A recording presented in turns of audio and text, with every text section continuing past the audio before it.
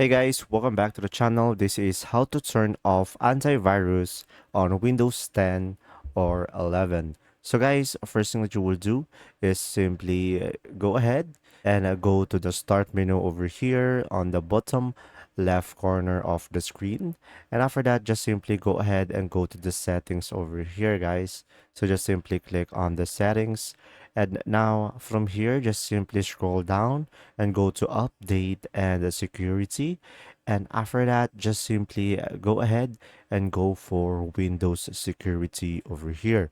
And after that, just simply go for virus and threat protection.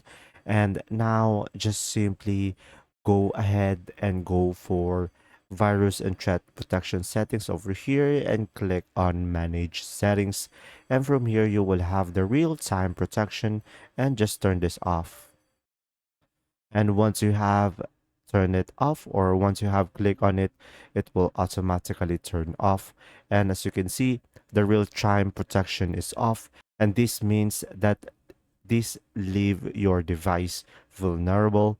And from here, just simply go over to this tab and you should be able to turn it on and turn it off.